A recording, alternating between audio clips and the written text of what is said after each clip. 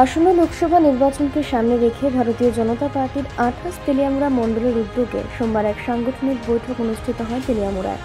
এদিন এই সাংগঠনিক বৈঠকে উপস্থিত ছিলেন ভারতীয় জনতা পার্টির ত্রিপুরা রাজ্য সভাপতি রাজু ভট্টাচার্য, ত্রিপুরা বিধানসভার মুখ্য সচেতক তথা তেলিয়ামুড়া বিধানসভা কেন্দ্রের বিধায়িকা কল্যাণী সাহা রায় সহ ভারতীয় জনতা পার্টির অন্যান্য নেতাকর্মীরা।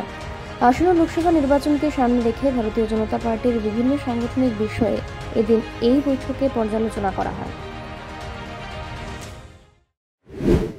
দেখুন, আপনারা অবগত আছেন যে আগামী 26শে এপ্রিল এই পূর্ব ত্রিপুরা লোকসভা আসনের নির্বাচন সংগঠিত হবে। এই নির্বাচনকে সামনে রেখে আমরা চাই আমাদের প্রার্থী যিনি হয়েছেন এই রাজ পরিবারের কন্যা আমাদের কৃতি দেবী দেববর্মন মহোদয়ের পদ্ম ফুল চিহ্নে আমরা নির্বাচনে এই পূর্ব আসন থেকে ভারতীয় জনতা পার্টির প্রার্থী করেছি।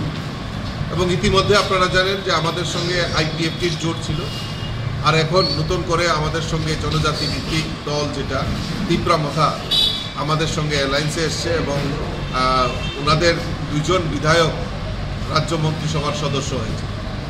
তো অর্থাৎ ভারতীয় জনতা পার্টির মোদিজির যে সংকল্প, বিকশিত ভারত করার যে গ্যারান্টি মোদিজি দিচ্ছেন, আর সেই গ্যারান্টিকে পাথেয় করে আমাদের রাজ্যের সরকার, রাজ্যের মাননীয় মুখ্যমন্ত্রী একটাই কথা বলছেন যে এক ত্রিপুরা শ্রেষ্ঠ ত্রিপুরা। এই এক ত্রিপুরা শ্রেষ্ঠ ত্রিপুরা করার লক্ষ্যে আমরা চাই আমাদের প্রার্থীকে বিপুল ভোটে জয়যুক্ত করে মোদিজিকে উপহার হিসাবে দিতে চাই। সেই কারণেই আমি বিভিন্ন জেলাতে মণ্ডলে সাংগঠনিক বৈঠক করছি।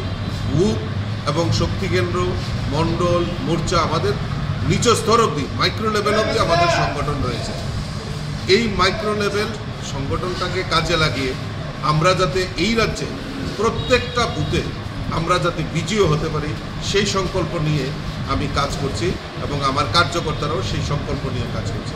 তারই অঙ্গ হিসাবে আজকে তেলিয়ামুড়া আমাদের সম্মানিত বিধায়িকা এখানে উপস্থিত রয়েছেন, মণ্ডলের কার্যকর্তারা এখানে উপস্থিত রয়েছেন এবং তাদের সঙ্গে মত বিনিময় করেছি আগামী দিন লোকসভা নির্বাচনকে সামনে রেখে ওনারা কী কাজ করবেন, সেই কাজগুলি নিরসনের জন্য আমাদের কি সহযোগিতা দরকার সে সমস্ত বিস্তারিত আলোচনা হয়েছে।